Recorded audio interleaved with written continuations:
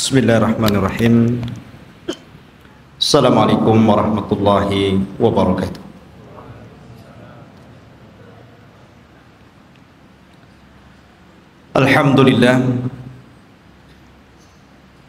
Alhamdulillahilladzi hadana wa kafana wa ja'alana minal muslimin.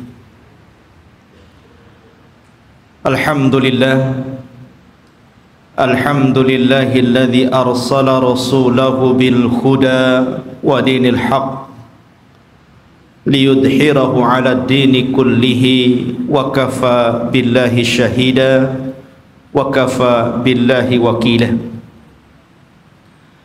Asyhadu an la ilaha illallah wahdahu rabbi la syarika lah wa asyhadu anna Muhammadan 'abduhu wa rasuluhu alladzi la nabiyya ba'dahu.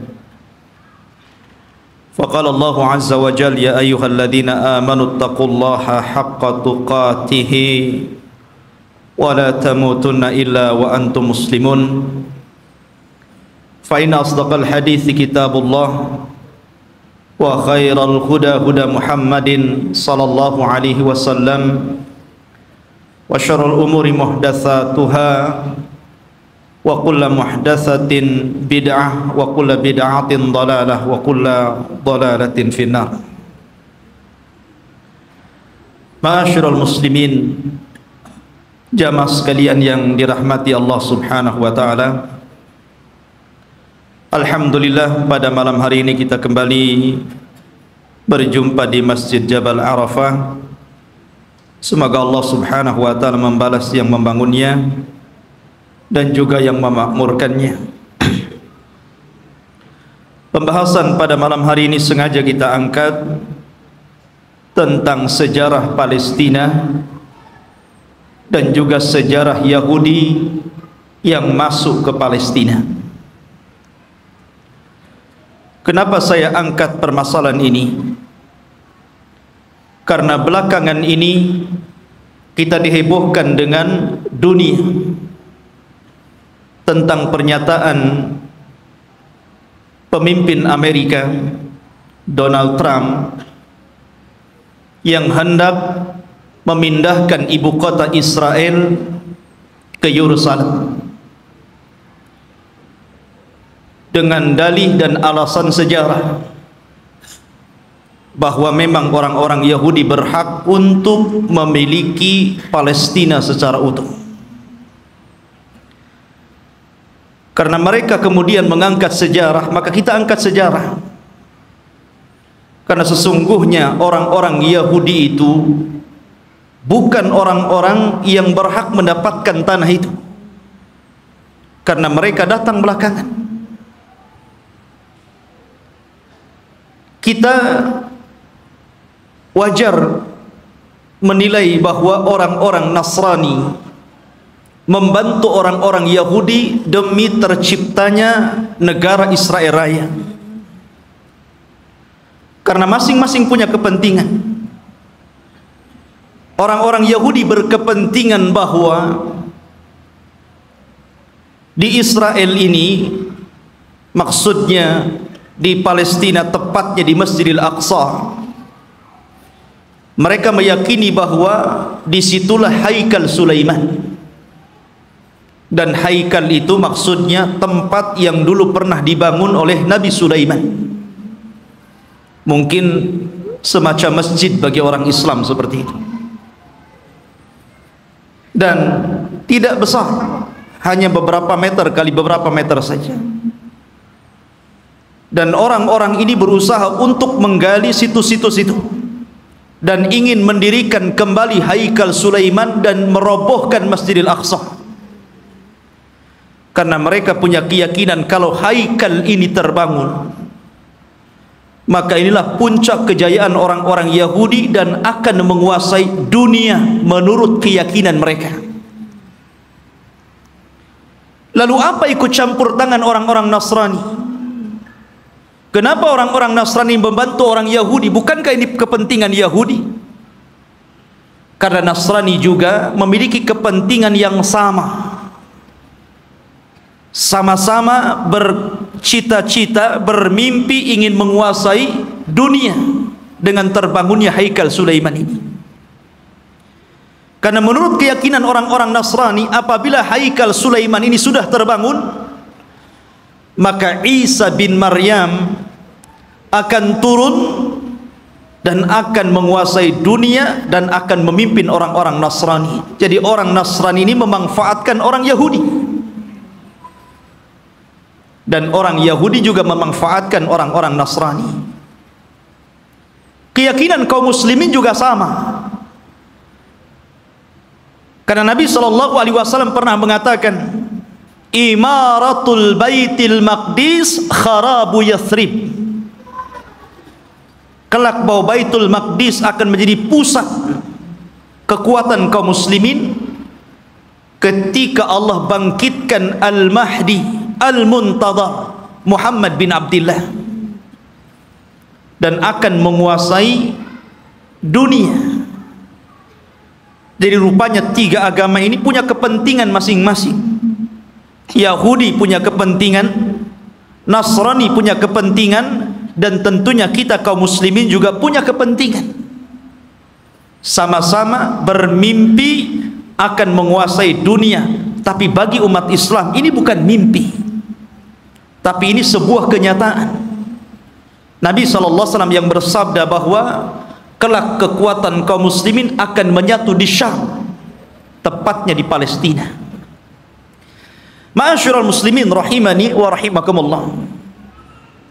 Maka kita akan angkat sejarah Palestina dan juga sejarah orang-orang Yahudi ini. Sebelum saya angkat sejarah ini, saya ingin menjelaskan tentang fadail Palestina dulu, keutamaan negeri Palestina ini. Negeri Palestina, ikhwan, di situ ada satu kiblat yang dijadikan kiblat pertama dalam Islam. Karena ketika Nabi SAW salat, di awal salat sebelum Allah Subhanahu wa taala memalingkan kiblat, maka kiblatnya Rasul dan para sahabat menuju Baitul Maqdis. Barulah setelah kemudian Nabi SAW berdoa kepada Allah agar kiblat itu dialihkan ke Masjidil Haram. Turunlah ayat, qad nara taqalluba wajhika fis sama falanuwalliyannaka kiblatan tardaha fawalli wajhaka syatral Masjidil Haram. Baru setelah turun ayat ini, maka Nabi SAW kemudian menyuruh seluruh kaum muslimin sejak hari itu, bahkan sampai hari ini, bahkan sampai kiamat dibangkitkan, bahwa kiblat kita telah dirubah dari kiblatnya orang-orang Yahud menjadi kiblat kaum muslimin ke Baitullah Al-Haram. Dari sini menunjukkan bahwa ada sejarah bahwa Baitul Maqdis yang ada di Palestina adalah kiblatnya kaum muslimin. Dan Nabi SAW pernah di-Isra' Mi'rajkan oleh Allah dan sempat salat di Baitul Maqdis, bahkan menjadi imam bagi para nabi. Kemudian ikhwatu fiddin yang dimuliakan Allah Azza wa Jalla, negeri Palestina ini adalah negerinya para nabi dan rasul. Negeri ini adalah negerinya para nabi dan rasul. Negerinya Ibrahim alaihi salatu wassalam, negerinya Ishak, negerinya Ya'qub, negerinya Ismail dilahirkan di situ walaupun kemudian hijrah ke Mekah. Negerinya Daud alaihi salatu wassalam, negerinya Nabi Yusuf, negerinya Sulaiman, negerinya Yahya, dan para nabi banyak diutus di negeri ini. Jadi negeri ini adalah negerinya para nabi. Bahkan sebagian para nabi dikubur di sini, seperti Ibrahim alaihi salatu wassalam dikubur di Khalil, Palestina. Kemudian juga Nabi Yusuf alaihi salatu wassalam dahulu dikubur di Mesir, tapi kemudian jasadnya dibawa ke Palestina dan dikubur di Palestina.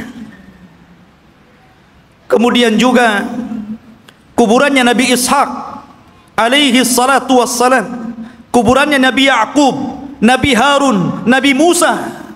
Seluruh para nabi ini dikubur di Palestina. Jadi ini memang negerinya para nabi, ikhwan. Negeri yang sangat suci, negeri tersuci ketiga setelah Mekah, Madinah, kemudian Syam. Dan Nabi SAW pernah bersabda, tuba lisyam, tuba lisyam, tuba lisyam. Kata Nabi SAW, beruntung orang-orang Syam itu, beruntung orang-orang Syam itu, beruntung orang-orang Syam itu. Kemudian sahabat bertanya, kenapa wahai Rasul? Karena Syam, para malaikat Allah mengepak-ngepakkan sayapnya di atas negeri itu. Dan Palestina bagian daripada negeri Syam. Ma'asyiral muslimin, kita tahu bahwa Masjidil Aqsa adalah memiliki keistimewaan yang sangat besar. Sebagaimana ketika Allah Subhanahu wa taala menyebutkan keistimewaan Masjidil Haram, kemudian Masjidil Nabawi, maka Masjidil Aqsa juga sama. Orang yang salat di situ sebanding dengan orang yang salat 500 kali salat di masjid-masjid yang lainnya. Ini keistimewaan yang sangat besar. Bahkan para nabi, para ulama, orang-orang saleh banyak berziarah ke masjid ini. Negerinya para ulama, negerinya kitab-kitab. Banyak para ulama yang kemudian terlahir di negeri Palestina. Kita tahu bahwa Imam Syafi'i lahir di mana? Di Gaza, Gaza Palestina. Di sana ada Al-Asqalan. Kita kenal dengan Al-Imam Ibnu Hajar Al-Asqalani. Asqalan Palestina. Jadi banyak para ulama dunia, bukan ulama kecil, ulama dunia, itu lahir di Palestina. Bahkan Nabi SAW melarang tidak boleh safar dalam rangka ibadah kecuali di 3 tempat: Masjidil Haram, Masjid Nabawi, dan Masjidil Aqsa. Kata Rasul, la tushaddur rihal illa ila thalathati masajid. Tidak boleh kalian melakukan safar dalam rangka ibadah kecuali di 3 masjid ini. Salah satunya Masjidil Aqsa. Bahkan Nabi SAW pernah berdoa, Allahumma barik lana fi syamina wa barik lana fi yamanina. Ya Allah, berkahi negeri Syam kami. Ya Allah, berkahi negeri Yaman kami. Di sini Rasul mendahulukan Syam kemudian Yaman, menunjukkan bahwa Syam lebih utama dibandingkan Yaman. Ini menunjukkan bahwa Syam negeri yang penuh berkah, Rasul yang mendoakan. Kemudian juga ikhwatu fiddin yang dimuliakan Allah Azza wa Jalla, para sahabat Nabi SAW banyak yang hijrah ke negeri Palestina, berziarah ke sana. Di antaranya adalah Umar ibn al-Khattab radhiyallahu an, Abu Ubaidah Amir ibn al-Jarrah, kemudian juga Safiyah istri Nabi, Safiyah bintu Huyai, kemudian juga Mu'adh ibn Jabal, Abdullah ibn Umar, Salman al-Farisi, Abu Dhar al-Ghifari, kemudian Abu Hurairah radhiyallahu an, Bilal ibn Rabah, Amr ibn As, Muawiyah bin Abi Sufyan, dan banyak lagi para sahabat Rasul yang mereka hijrah dan berziarah ke negeri Palestina ini. Artinya ini negeri para sahabat Rasul, bukan hanya negeri para nabi dan Rasul, dan juga negeri para sahabat, negeri para ulama, negeri kitab-kitab ahli sunnah wal jamaah. Jadi memang luar biasa. Bahkan negeri ini kelak akan menjadi berkumpulnya seluruh manusia, karena negeri ini disebut mahsyar. Di antara tanda-tanda kiamat, akan muncul api dari hadraul maut, kemudian akan menggiring manusia dan mengumpulkan di Syam. Saat itulah kiamat dibangkitkan. Masyarul muslimin, dan banyak lagi kalau kita bercerita tentang keutamaan Palestina. Lalu sejarahnya, kapan negeri ini memiliki penduduk dan manusia. Apakah orang-orang Yahudi yang mengklaim bahwa mereka adalah memiliki tanah Palestina dan sekitarnya, ataukah siapa? Disebutkan ikhwatu fiddin dalam sejarah, baik sejarah yang dicatat oleh para ulama Islam ataupun sejarah yang dicatat Barat. Bahkan sejarah ini juga tertera dalam perjanjian lama, Taurat, bahwa dahulu yang menghuni negeri tersebut bukan Yahudi. Yahudi itu jauh datang belakangan. Ya. Bagaimana mungkin kemudian Yahudi mengklaim bahwa itu adalah tanah mereka? Mereka datang belakangan. Mereka adalah umat yang terusir dari Mesir. Orang-orang Yahudi hidup di Mesir dari Bani Israel. Kemudian dibawa hijrah oleh siapa? Musa. Nabi Musa alaihi salatu wassalam yang membawa Bani Israel sampai ke Palestina. Jadi mereka itu datang belakangan. Lalu siapa yang pertama kali, menurut situs sejarah ada yang mengatakan bahwa orang-orang yang menempati negeri itu adalah satu kabilah yang bernama Kan'aniyun. Kan'aniyun ini kabilah keturunan dari Syam ibn Nuh alaihi salatu wassalam. Artinya ini kabilah dari Jazirah Arab. Jadi orang Arab yang pertama kali memiliki tanah itu.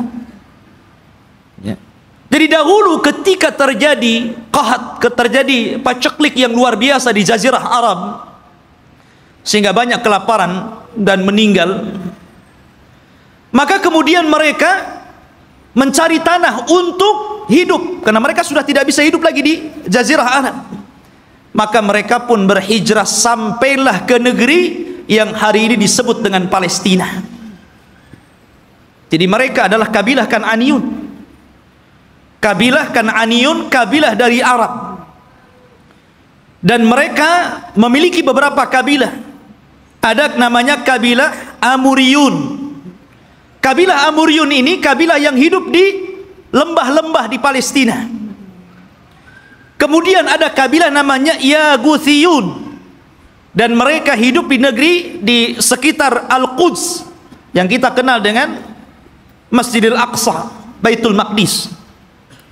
Kemudian adapun Kan'aniyun, maka mereka hidup di satu daerah yang bernama Arihah, dan Arihah adalah kota tertua di dunia. Belum ada kota di zaman itu kecuali Arihah. Makanya Arihah itu kota tertua di dunia, belum ada kota kecuali ini. Lah hiduplah kabilah namanya Kan'aniyun. Ma'asyiral muslimin rahimani wa rahimakumullah. Lalu kenapa muncul kalimat Palestina? Kalau antum membaca dalam perjanjian lama Taurat, bahkan disebutkan juga dalam Injil, tidak ada kalimat Bani Israel atau Yahudi. Ya. Yang ada adalah kabilah Kan'aniyun.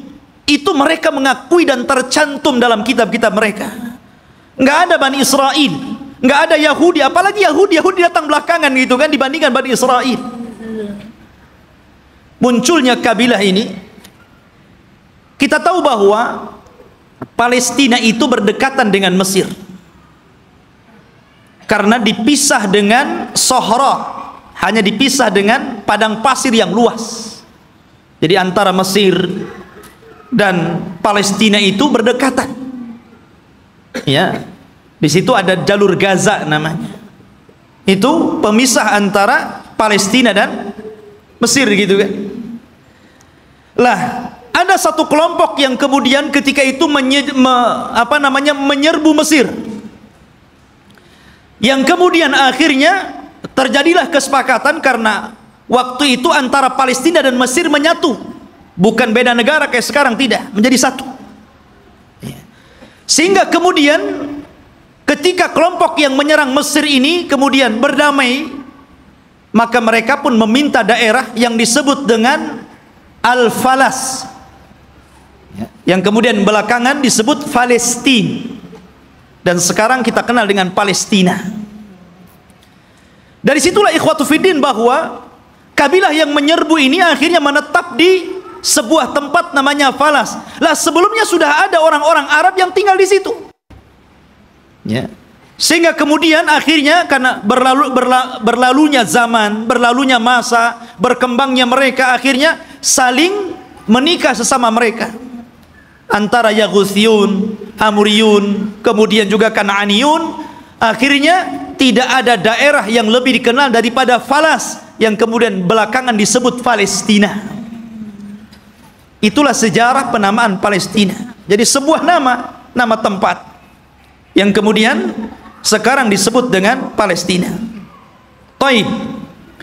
Lalu kenapa kemudian muncul Bani Israel dan belakangan muncul nama Yahudi di sini? Kapan mereka masuk? Kita tahu bahwa ikhwatu fiddin yang dimuliakan Allah Azza wa Jal, kalau kita cerita tentang Yahudi, berarti kita cerita tentang kisah Nabi Ya'qub. Nabi Ya'qub alaihi salatu wassalam dan anak keturunannya. Sedikit saya akan sebutkan tentang kisah Nabi Ya'qub dulu biar antum lebih paham dari mana munculnya orang-orang Yahudi Bani Israel ini. Nabi Ibrahim alaihi salatu wassalam, ikhwan, itu memiliki 2 istri dan 1 budak. Ibrahim itu memiliki 2 istri dan satu budak. Walaupun yang kita kenal hanya memiliki 1 namanya Sarah dan memiliki budak namanya Hajar. Dia memiliki istri lain dan punya anak. Ya. Tetapi yang masyhur adalah dari Siti Sarah. Lahirlah seorang yang kemudian menjadi nabi penerus Ibrahim, namanya Ishak. Nabi Ishak. Dari Ishak inilah kemudian lahir namanya Ya'qub.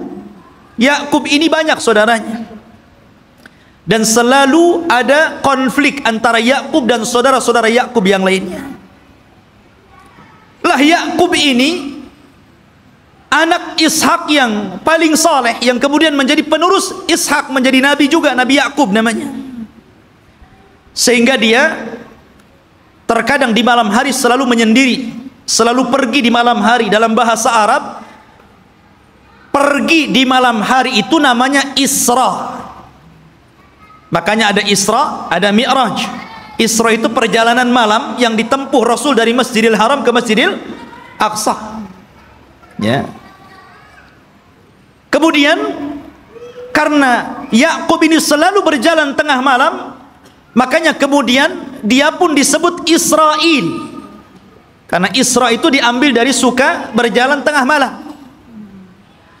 Tapi ada juga yang mengatakan Isra itu artinya abdun dan il itu adalah Allah. Jadi artinya Abdullah. Karena Ya'qub itu selalu beribadah kepada Allah Subhanahu wa taala, maka orang-orang di zaman itu karena menggunakan bahasa Ibrani menyebutnya sebagai Israel. Jadi penamaan Israel itu dari siapa? Nabi Ya'qub. Ya. Dan Nabi Ya'qub alaihi salatu wassalam itu memiliki 4 istri, 2 sah dan 2 budak. Maksudnya yang 2 sah istri dia dan 2 budak, dan semuanya melahirkan anak, sehingga jumlahnya menjadi 12. Lah dari salah satu istri Nabi Ya'qub namanya Rahil, lahirlah seorang nabi yang kelak akan meneruskan Ya'qub kenabiannya, namanya Yusuf, dan juga saudaranya namanya Binyamin. Kita tahu bahwa sejarah ini ma'ruf, sering diceritakan kan. Yusuf dizalimi saudara-saudaranya, akhirnya kemudian dibuang ke sumur, kemudian dipungut oleh para pedagang, sampailah di Mesir, kemudian dibeli oleh para pejabat Mesir, kemudian belakangan menjadi bendaharawan Mesir. Dari sinilah kemudian Yusuf memborong seluruh keluarganya dari Palestina menuju Mesir. Tidak ada satupun keturunan Ya'qub yang tinggal di Palestina. Semua berangkat ke Mesir. Tidak ada satupun. Jadi 12 saudara Nabi Yusuf itu semuanya berangkat ke Mesir, dan ditampung oleh Nabi Yusuf alaihi salatu wassalam karena dia telah menjadi pejabat besar di Mesir. bendaharawan, dan sangat dihormati oleh kerajaan Mesir ketika itu. Lah selama Nabi Yusuf hidup, maka Yakub dan anak-anaknya diberikan sebuah daerah, kemudian mereka hidup di situ, dan mereka mendapatkan fasilitas yang luar biasa disebabkan oleh Nabi Yusuf alaihi salatu wassalam. Maka beranak pinaklah orang-orang ini, yang kemudian keturunan dari 12 putra Yakub disebut Bani Israel. Keturunan Israel, Nabi Yakub. Selama mereka berada di Mesir dan Nabi Yusuf masih hidup, mereka dihargai. Mereka hidup senang, hidup mewah, mereka berkembang biak luar biasa. Tapi setelah Nabi Yusuf alaihi salatu wassalam meninggal dunia, mulailah kemudian Mesir menekan mereka. Mulailah suku Kipti, suku terbesar ketika itu yang menguasai Mesir, rajanya namanya Fir'aun, mulailah menjajah Bani Israel ini. Belakangan kemudian Bani Israel menjadi budaknya Fir'aun. Budaknya Fir'aun, tertindas mereka. Karena tertindas inilah, maka kemudian Allah subhanahu wa ta'ala utus kepada mereka secara singkat siapa? Nabi Musa. Nabi Musa diutus kepada mereka menjadi Rasul Bani Israel dan untuk mendakwahi Fir'aun. Dan subhanallah ikhwan, kita tahu bahwa di zaman Bani Israel, diutusnya Nabi Musa alaihi salatu wassalam kepada mereka, Bani Israel ini menyaksikan 9 mukjizat besar di hadapan mereka dengan mata mereka sendiri. Ketika mukjizat itu turun kepada bangsa Fir'aun, orang-orang Bani Israel juga melihat. Dan 9 mukjizat itu disebutkan di dalam Al-Quranul Karim. Yang pertama, mukjizat yang kita dikenal dengan hajar, batu. Batu yang mengeluarkan 12 mata air. Dan Allah subhanahu wa ta'ala mengatakan, wa idistasqa Musa liqaumihi faqul nadrib bi asakal hajar fanfajarat minhu isnata asyrata ainan. Dan ketika Bani Israel meminta hujan kepada Nabi Musa karena mereka sudah kehausan, tidak ada air, maka Allah subhanahu wa ta'ala firmankan, pukullah wahai Musa batu itu. Maka dipukullah oleh Musa batu tersebut, tiba-tiba memancar 12 mata air. Mukjizat. Dari sini mereka menyaksikan mukjizat ini. Tapi Bani Israel ini ikhwan adalah orang yang sangat keras kepala. Nanti kita akan sebutkan bagaimana keras kepalanya orang ini. Ya. Kemudian yang kedua, mereka menyaksikan bagaimana terbelahnya lautan. Betul-betul menyaksikan itu, dan mereka melewati lautan. Ketika Fir'aun mengejar-ngejar Nabi Musa dan Bani Israel yang lari dari Mesir ke Palestina, kemudian mereka dihadang oleh lautan besar, maka Allah subhanahu wa ta'ala mengatakan, fa'auhayna ila Musa anidrib bi'asakal bahra. Dan kami wahyukan kepada Musa agar memukul dengan tongkatnya lautan. Fanfalaka fakana kullu firqin kataudil adhim. Maka kemudian tiba-tiba lautan terbelah menjadi 12 jalan. Kenapa 12 terus? Karena memang Nabi Musa alaihi salatu wassalam membawahi 12 kabilah Bani Israel. Jadi mereka dikasih satu-satu mata air, satu kabilah satu. Ketika memukulkan lautan juga dibuat 12 jalan. Jadi masing-masing kabilah berjalan sendiri-sendiri. Mereka menyaksikan itu. Ya. Kemudian juga menyaksikan tongkat. Ketika Nabi Musa alaihi salatu wassalam berduel dengan tukang-tukang sihir Fir'aun, maka Allah subhanahu wa ta'ala katakan, alqa asahu fa idza hiya thu'ban mubin. Fa alqi asah. Maka Musa pun kemudian melemparkan tongkatnya, tiba-tiba tongkat itu menjadi ular yang sangat besar. Bani Israel menyaksikan bagaimana tongkat Musa berubah menjadi ular besar dan memakan ular-ular kecil tukang-tukang sihir Musa, tukang-tukang sihir Firaun. Kemudian juga kekurangan makanan dan hilangnya buah-buahan, sehingga Fir'aun dan juga kabilah-kabilah Fir'aun dari kalangan Kibti, mereka merasa kelaparan, susah cari buah-buahan. Allah Subhanahu wa taala berfirman, "Walaqad aqadna ala fir'auna bisinin wa naqsim minats thamarati la'allahum yadhakkarun." Dan ingatlah ketika kami memberikan hukuman kepada keluarga Fir'aun dan juga para pengikutnya dengan kekeringan yang berkepanjangan dan kurangnya buah-buahan, agar mereka mau kembali ke jalan yang benar. Dan Bani Israel menyaksikan ketika orang-orang Fir'aun kelaparan, mereka justru kekenyangan. Ini mukjizat, ya. Kemudian juga tufan, angin yang sangat besar, yang kemudian banyak membunuh, menghancurkan tembok-tembok dan juga rumah-rumah. Allah katakan, fa arsalna alaihim tufan.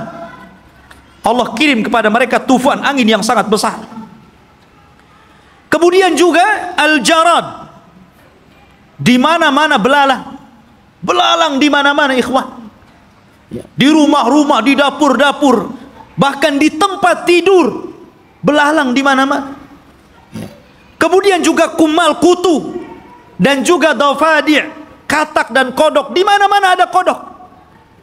Kemudian juga darah, di mana seluruh air bersih menjadi merah dan berdarah. Dan ini disaksikan Bani Israel dan juga orang-orang Fir'aun.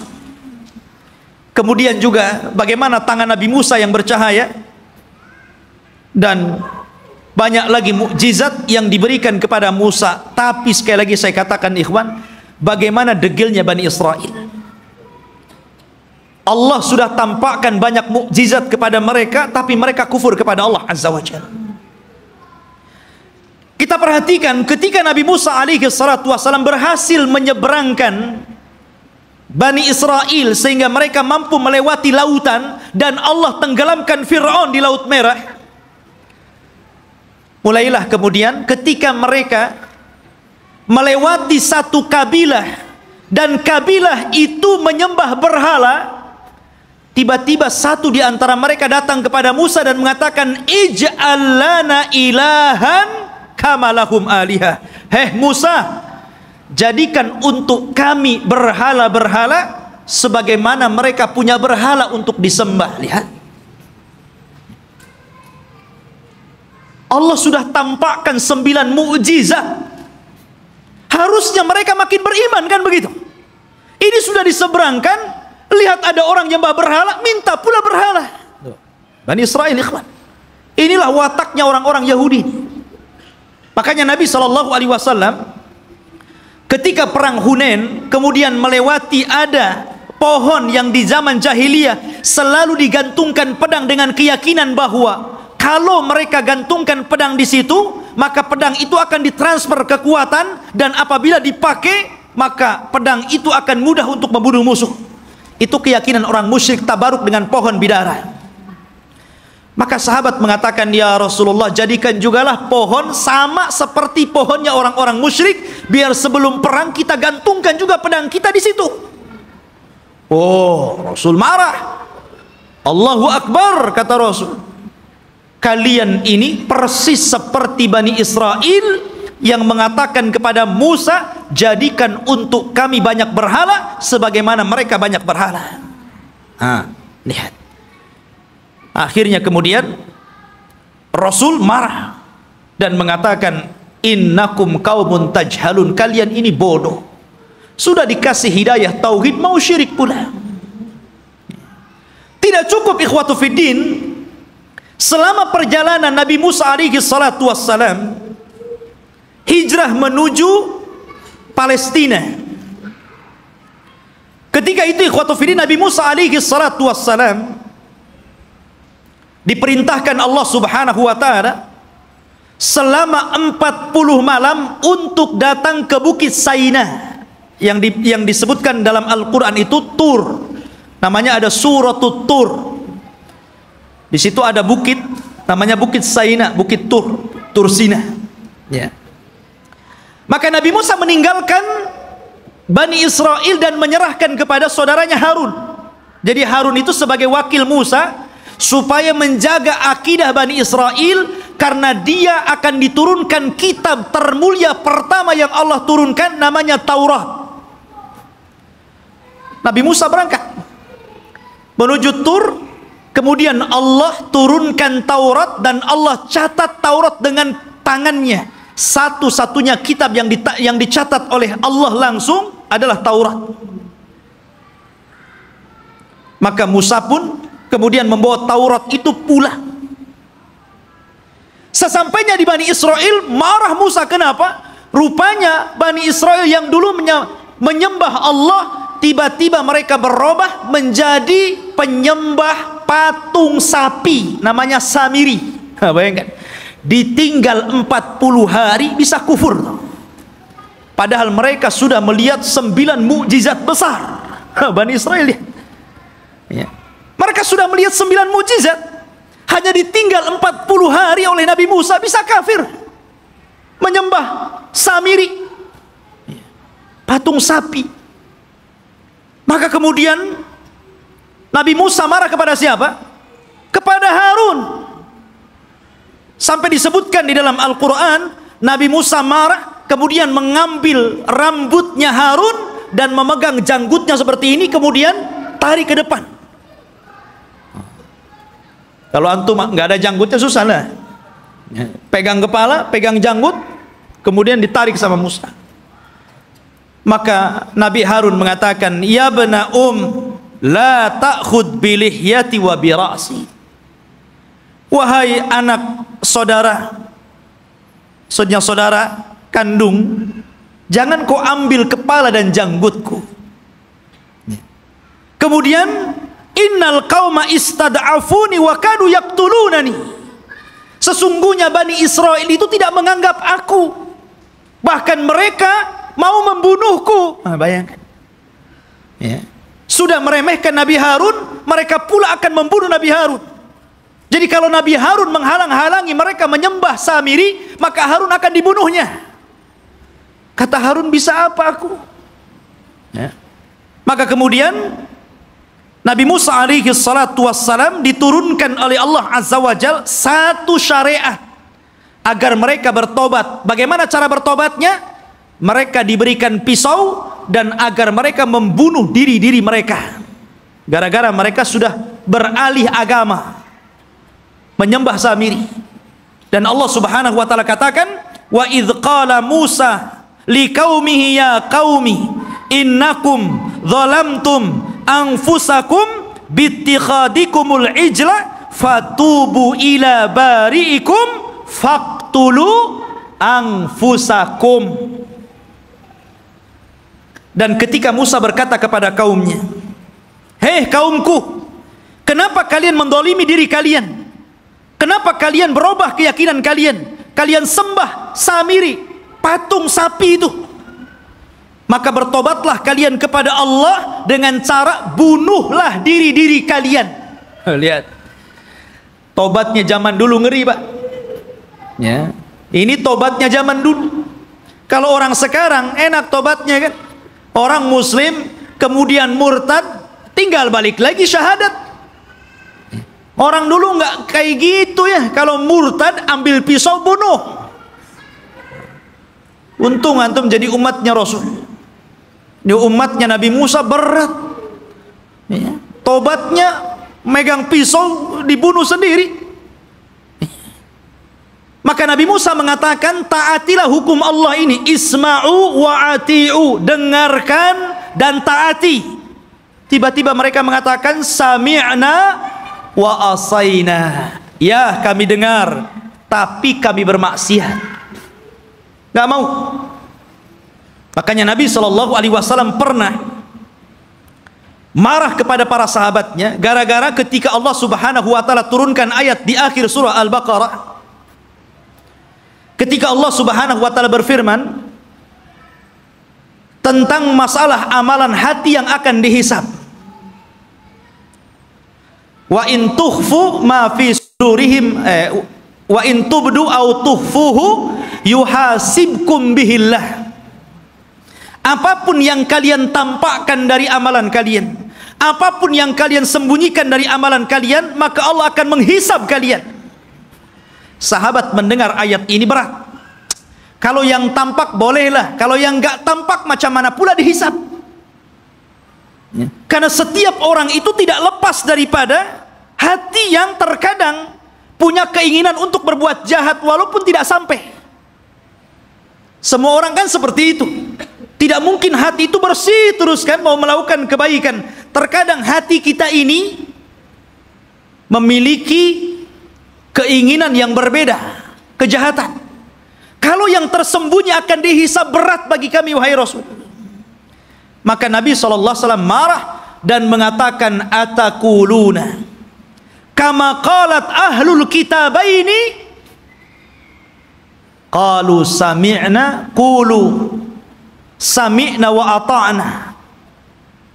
Maka mereka mengatakan sami'na wa asaina. Ya. Apakah kalian akan mengatakan seperti perkataan ahli kitab yang disuruh oleh nabinya sami'na wa ata'na, malah mengatakan sami'na wa asaina? Katakan sami'na wa ata'na. Maka sahabat pun kemudian akhirnya mengatakan sami'na wa ata'na. Dari situlah kemudian mereka mendapatkan keringanan. Maka turunlah ayat la yukallifullahu nafsan illa wus'aha. Allah tidak akan membebankan kecuali yang kalian mampu melakukannya. Turun keringanan setelah mengatakan sami'na wa ata'na ini. Lah orang-orang Bani Israel ini bukannya sami'na wa ata'na tapi sami'na wa asaina. Marah Nabi Musa karena mereka tidak mau bertobat dengan cara membunuh diri-diri mereka. Akhirnya Nabi Musa alaihi salatu wassalam berdoa kepada Allah agar bukit Tur itu diangkat. Ya. Kemudian berada di atas kepala mereka. Mau tobat atau mau dibanting di bukit Tur ini. Coba.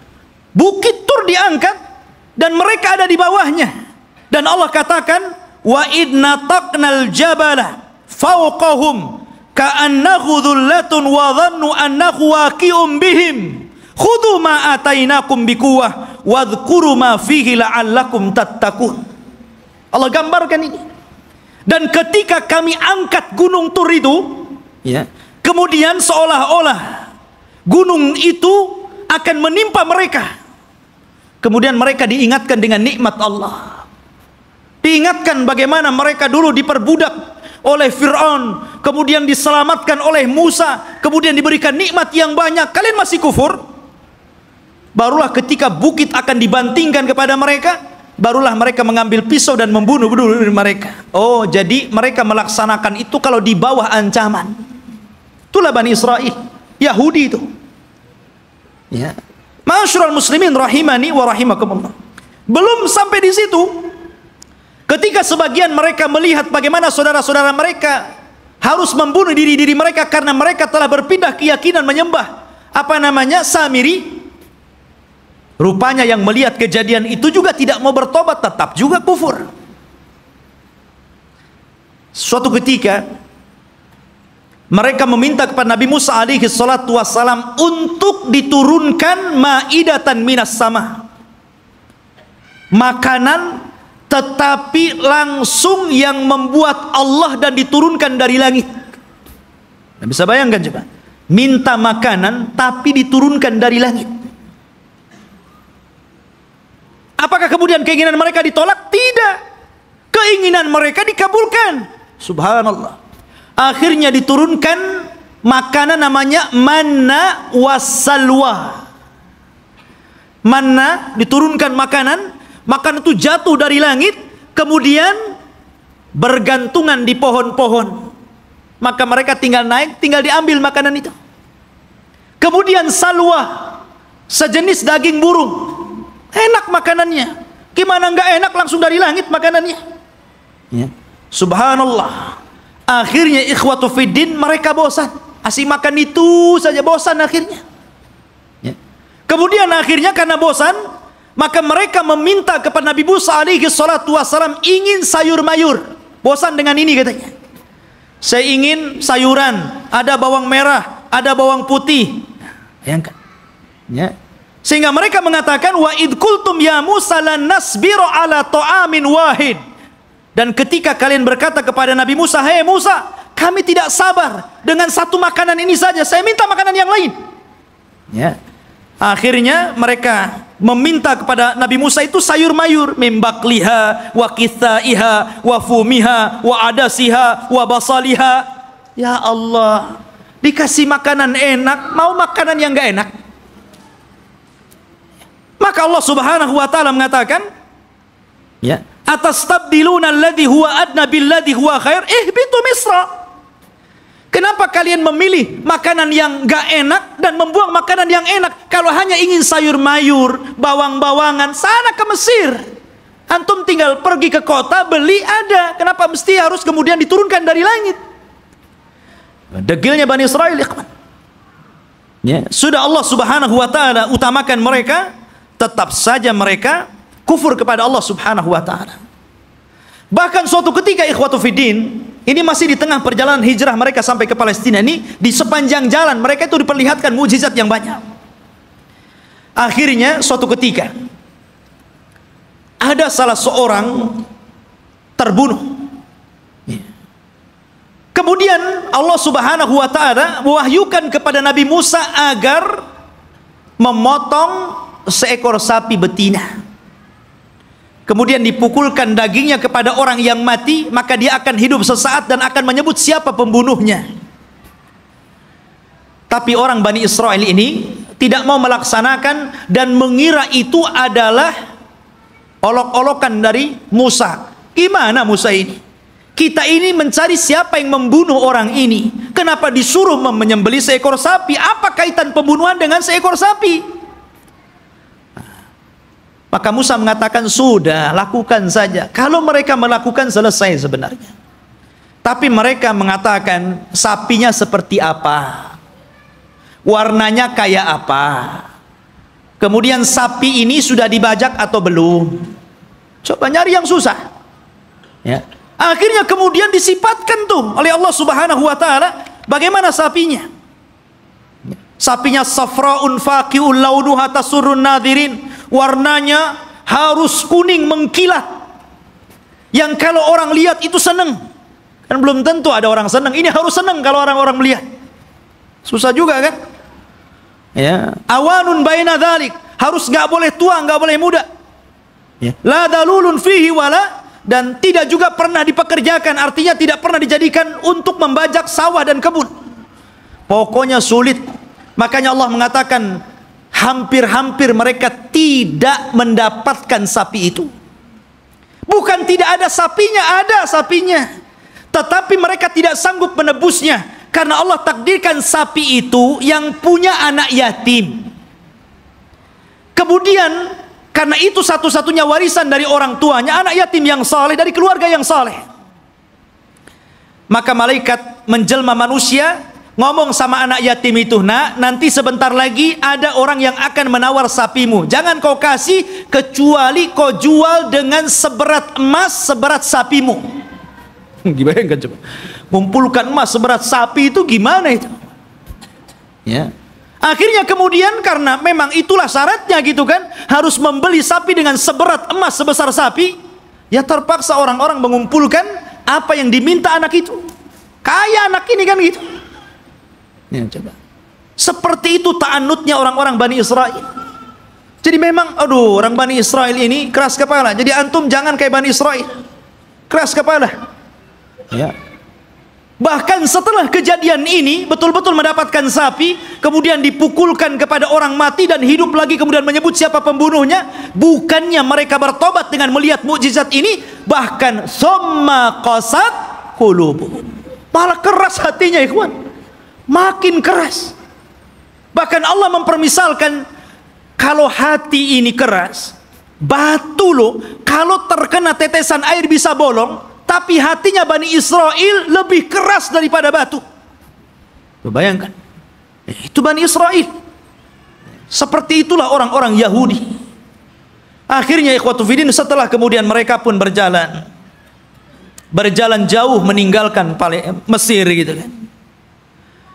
Ada sebuah kejadian, mereka tersesat. Mereka tersesat dan tidak bisa masuk dan meneruskan perjalanan.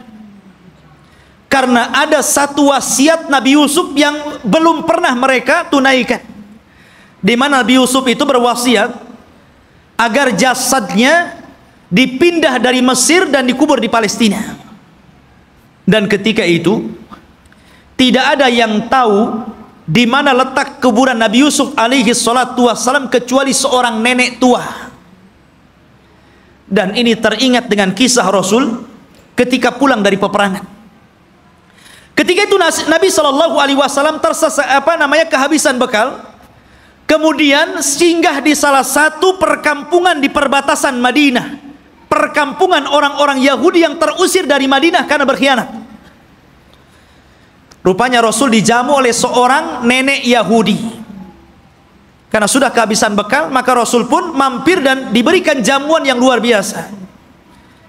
Nabi itu tidak pernah melupakan kebaikan orang, walaupun yang berbuat baik itu orang kafir. Karena balasan yang baik itu harus kebaikan, ikhwan. Orang kalau sudah berbuat baik kepada antum, telah memberikan jasa kepada antum, apakah berupa ilmu, berupa pendidikan, harusnya dibalas dengan kebaikan, bukan malah dizalimi orang tersebut. Ya.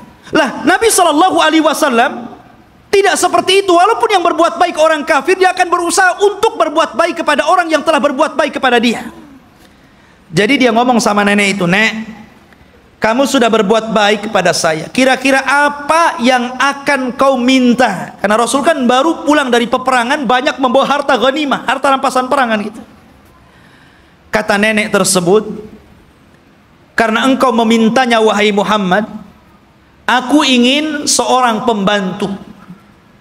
Berikan untukku pembantu agar aku bisa hidup tenang. Ada yang ngurus pembantuku." Maksudnya budak untuk membantu dirinya di rumahnya. Kata Rasul, "Baik, saya akan kasih. Apalagi, Nek?" Kata nenek tersebut, "Aku ingin seekor unta, agar kalau kemana-mana aku tidak jalan kaki. Aku kan punya kendaraan." Dan unta di zaman itu, ikhwan, kendaraan yang mewah. Makanya Rasul sallallahu alaihi wasallam kalau mempermisalkan sesuatu itu pasti dengan unta. Kata Rasul kepada Ali, "Wahai Ali, kalau lantaran lisanmu ada satu orang dapat hidayah, lebih baik daripada unta merah." Karena unta merah itu kendaraan yang termahal. Sebutkan kendaraan hari ini termahal berapa miliar harganya, triliun begitu kan. Itulah unta merah.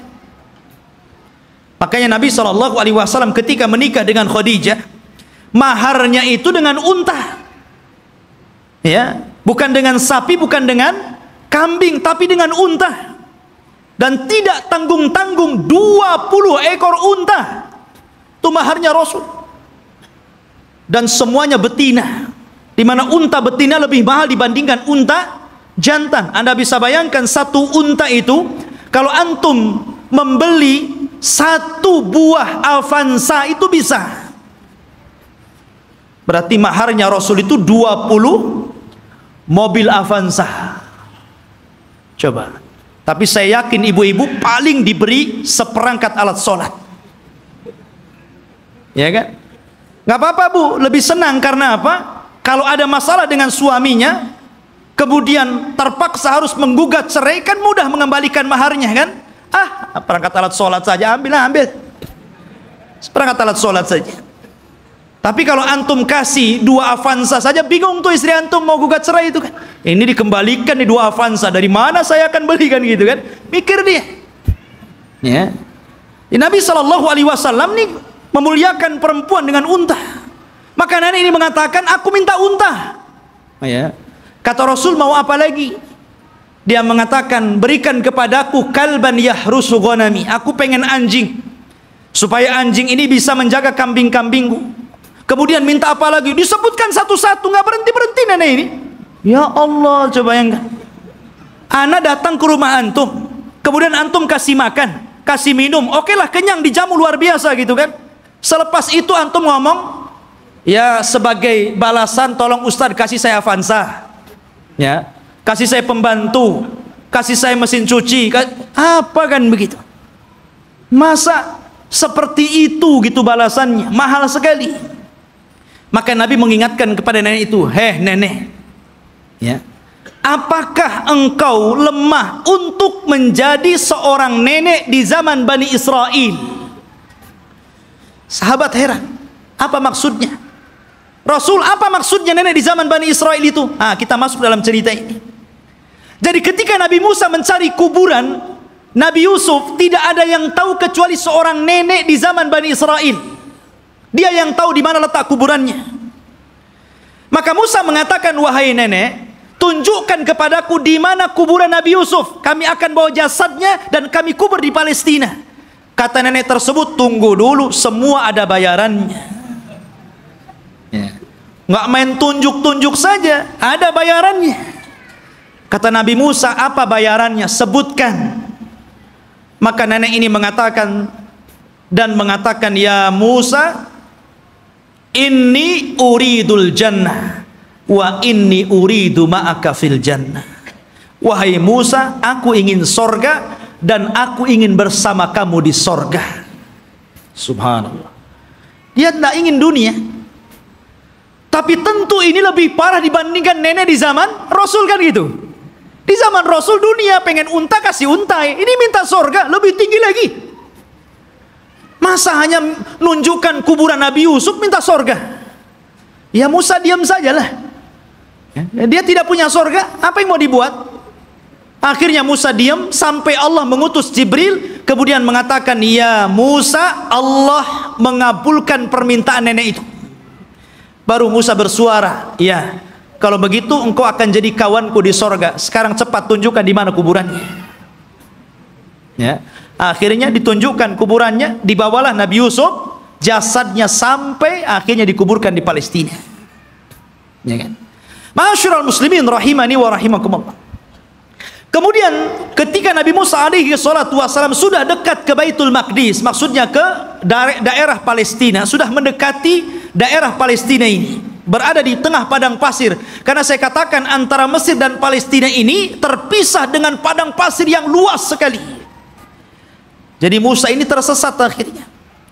Tapi kemudian Nabi Musa mendapatkan jalan setelah membawa jasadnya Nabi Yusuf dan hampir mendekati Palestina. Lah di Palestina itu, di negeri Arya, kan saya katakan dari awal sebelumnya sudah ada manusia di situ. Dari Kanaaniyun, Yaguthiyun, Amuriyun, sudah ada orang-orang di situ. Sudah menguasai Palestina, sehingga Musa tidak mungkin membawa Bani Israel begitu saja, harus berperang dulu dengan penduduk asli di situ. Ya. Maka kemudian Nabi Musa alaihi salatu wassalam meminta kepada Bani Israel untuk siap-siap perang. Kita akan rebut Baitul Maqdis. Siap-siap kalian. Kita akan menyerbu mereka.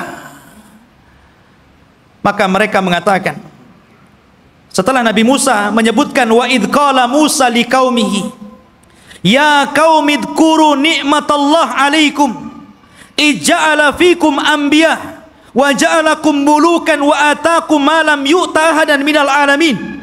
Ketika Musa berkata, hei kaumku, ingatlah nikmat Allah, bagaimana dahulu kalian menjadi budak di Mesir, kemudian diutus kepada kalian nabi, kemudian dijadikan kepada mereka raja yang memimpin kalian, disebutkan nikmat yang banyak.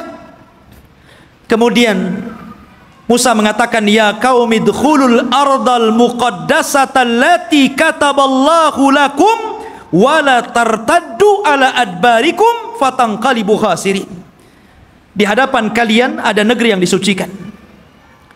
Masuklah kalian ke negeri itu, karena negeri itu telah ditulis oleh Allah Subhanahu wa taala untuk kalian. Jangan mundur sedikit pun.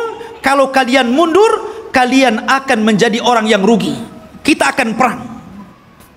Tapi mereka mengatakan apa? Qalu ya Musa, inna fiha qauman jabbarin.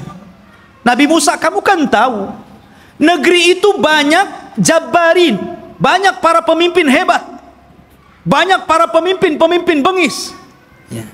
Inna lanadkhulaha, kami tidak akan masuk hatta yakhruju minha, sampai orang-orang itu keluar. Fa in kharaju minha fa inna dakhilun, kalau mereka sudah keluar dari negeri itu, kami yang masuk. Lihat, kata Nabi Musa alaihi salatu wassalam, ada dua orang laki-laki yang diberikan nikmat oleh Allah azza wa jalla. Qala rajulan minal ladzina yakhafuna an'amallahu alaihima, dari orang-orang yang takut kepada Allah, Allah berikan nikmat kecerdasan kepada dua orang itu, dan mengatakan udkhulu alaihimul bab fa idza dakhaltumuhu fa innakum ghalibun wa 'alallahi fatawakkalu in kuntum mu'minin. Sudah, kalian siap-siap saja, kita akan masuk ke negeri itu, kalian pasti menang, dan tambatkan hati kalian kepada Allah Subhanahu wa taala. Tapi mereka mengatakan, qalu ya Musa innalan nadkhulaha abadan. Nabi Musa, kami tidak akan masuk selama-lamanya. Madamu fiha, kalau orang-orang itu masih di situ. Idhhab anta wa rabbuka faqatila innaha huna qaidin. Sudah, kamu saja berdua dengan Harun masuk, kalian berperang bersama Rob kalian, kami duduk-duduk saja di sini dulu. Coba bayangkan, ini Bani Israel, orang Yahudi ini, nyuruh Nabi Musa berdua berperang, mereka duduk-duduk nunggu menang baru masuk. Makanya perbedaan sahabat Rasul dengan perbedaan sahabat Nabi Musa alaihi salatu wassalam tidak demikian. Mereka mengatakan kami berperang bersama Rasul. Ketika perang Ahzab dan dimenangkan kaum muslimin, darah para sahabat belum kering, masih bercucuran, belum lagi beristirahat. Tiba-tiba Nabi SAW diwahyukan malaikat Jibril dan mengatakan, hei Muhammad, katakan kepada pasukanmu, para sahabatmu, berangkat ke Bani Quraidah, kepung mereka, serbu mereka, karena mereka sudah berkhianat. Sahabat belum istirahat, baru menang di perang Ahzab, darah mereka masih bercucuran. Tiba-tiba Rasul mengumpulkan pasukan dan mengatakan, idhabu ila Bani Quraidah fala tusalliyanna ahadukumul asra illa fi Bani Quraidah. Kata Rasul, berangkat kalian semua, serbu Bani Quraidah, jangan sholat asar di jalan sampai kalian tiba di Bani Quraidah, serbu mereka. Tapi sahabat mengatakan sami'na wa ata'na, berangkat mereka. Makanya Allah Subhanahu wa taala katakan, lilladzina stajabu lillahi walir rasul min ba'di ma asabahumul qarah lilladzina ahsanu minhum wattaqau ajrun adzim. Bagi orang-orang yang mereka memenuhi panggilan Allah dan Rasulnya, setelah mereka ditimpa luka-luka peperangan, mereka mendapatkan pahala yang besar jika mereka berbuat baik dan bertakwa terus kepada Allah Subhanahu wa taala. Itulah sikap para sahabat. Berbeda dengan sahabatnya Nabi Musa, justru mengatakan, engkau saja dengan Harun berperang bersama Tuhanmu, kami duduk-duduk di sini. Lihat bagaimana kurang ajarnya Bani Israel kepada Nabi Musa alaihi salatu wassalam. Maka Nabi Musa mengatakan, Rabbi inni la amliku illa nafsi wa akhi. Wahai Rabb, aku tidak memiliki kecuali diriku dan saudaraku Harun. Fafruq bainana wa baina qaumil fasikin, pisahkan kami dengan orang-orang yang fasik. Maka dengan sebab itu ikhwan, karena mereka sudah menentang Nabi Musa, maka mereka pun dibuat oleh Allah tidak tahu kemana harus berangkat. Jadi negeri itu tiba-tiba oleh Allah Subhanahu wa taala dikepung kabut, sehingga mereka tidak tahu jalan keluar harus kemana. Ya. Kalau mereka jalan ke sana, ujung-ujungnya balik lagi ke sini. Jadi mereka tidak bisa keluar dari situ. Disitulah Allah Subhanahu wa taala takdirkan Nabi Musa alaihi salatu wassalam meninggal dunia sebelum masuk ke negeri Al-Muqaddasah ini. Meninggal dunia Nabi Musa. Ya, setelahnya sebelumnya Harun, kemudian Nabi Musa alaihi salatu wassalam. Dan di situ ada kejadian yang luar biasa. Nabi Musa alaihi salatu wassalam difitnah oleh Qarun. Difitnah oleh Qarun. Ya. Dan kisah Qarun ma'ruf. Akhirnya belakangan ditenggelamkan oleh Allah Subhanahu wa taala ke dasar bumi dengan hartanya. Sehingga ada istilah harta Qarun katanya. Tapi yang jelas bahwa Nabi Musa meninggal dunia dan ketika itu digantikan oleh pembantunya namanya Yusha ibn Nun. Akhirnya dia pun diangkat menjadi nabi. Yusha bin Nun ini adalah kawannya Nabi Musa dan juga pembantunya. Dialah yang menemani Nabi Musa ketika mencari Khidir. Kemudian Nabi Musa belajar kepada Khidir.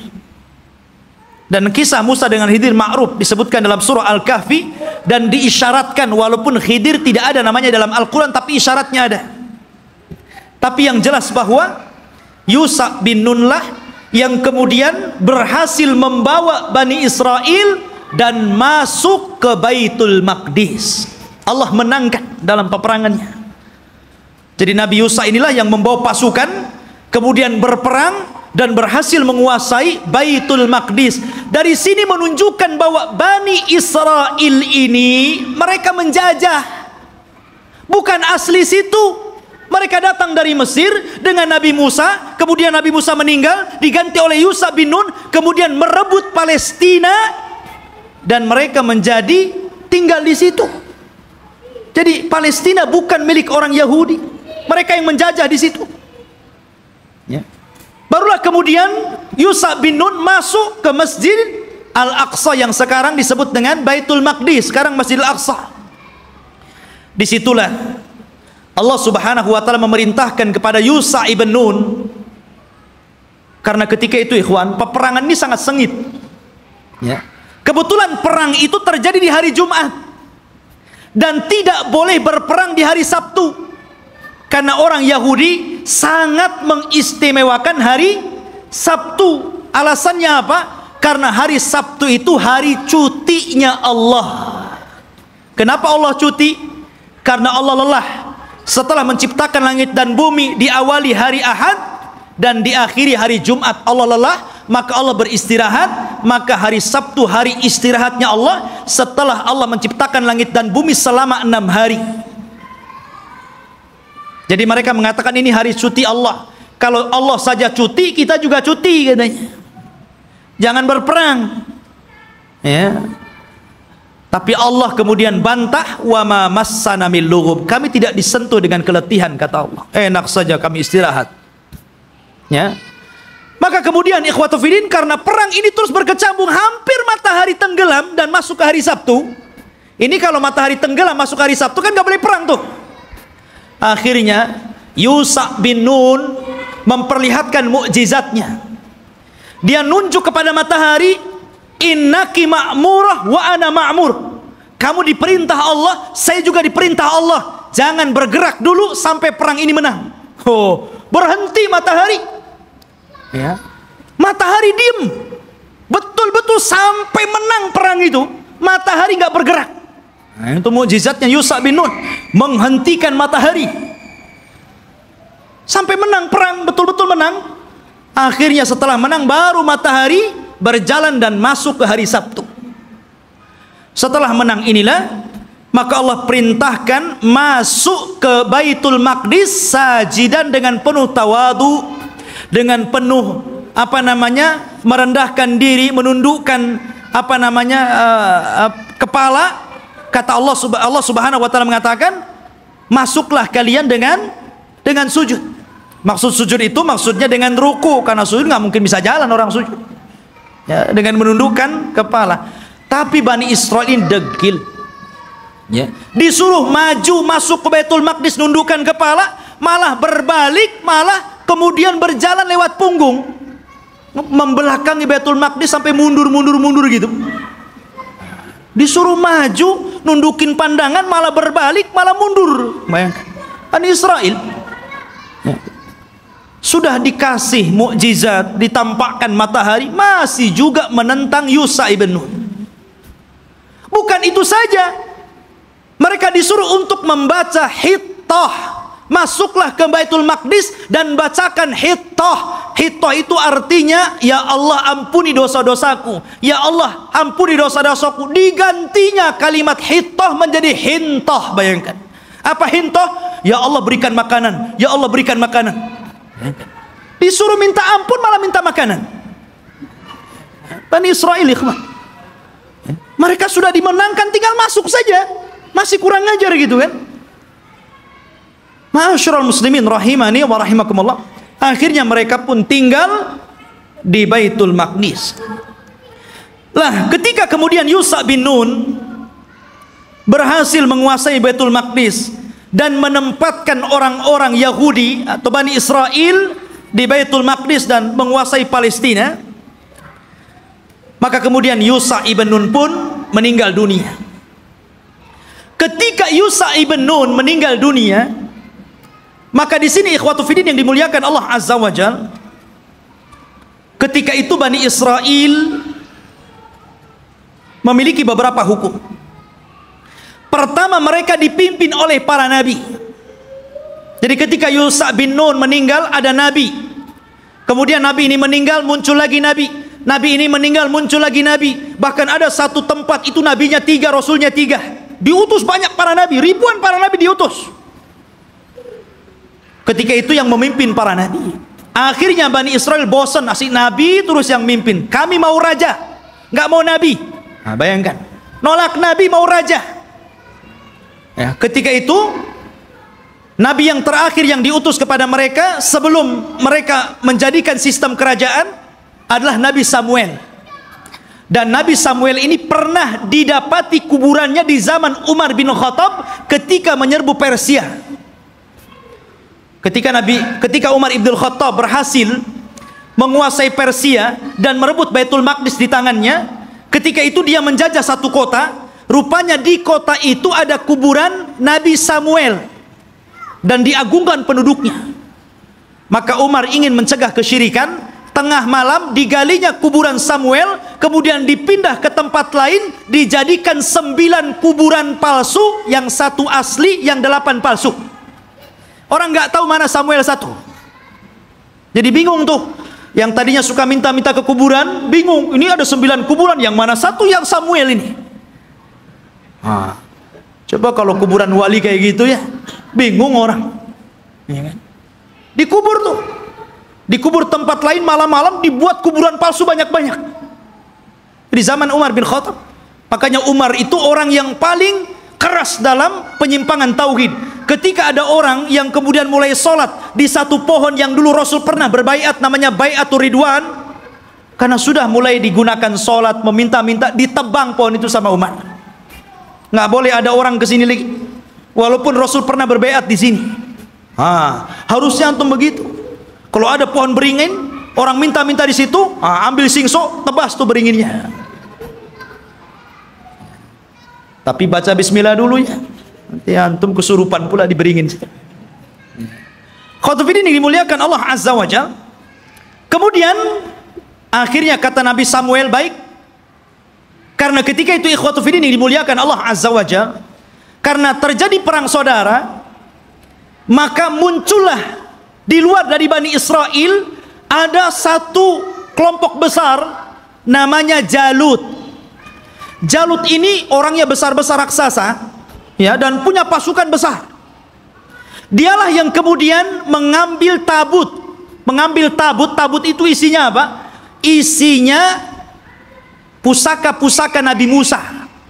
Di situ ada Taurat, di situ ada tongkatnya Nabi Musa, di situ ada pakaiannya Nabi Harun dan Musa. Pokoknya peninggalan Musa dan Harun dijadikan satu tempat, kemudian di kotak disebut tabut namanya. Tabut itu dicuri oleh Jalut dan pasukannya. Maka Bani Israel tidak bisa apa-apa melawan Jalut. Akhirnya kemudian minta kepada Nabi Samuel untuk dikirim kepada mereka seorang raja yang akan memimpin jihad melawan Jalut.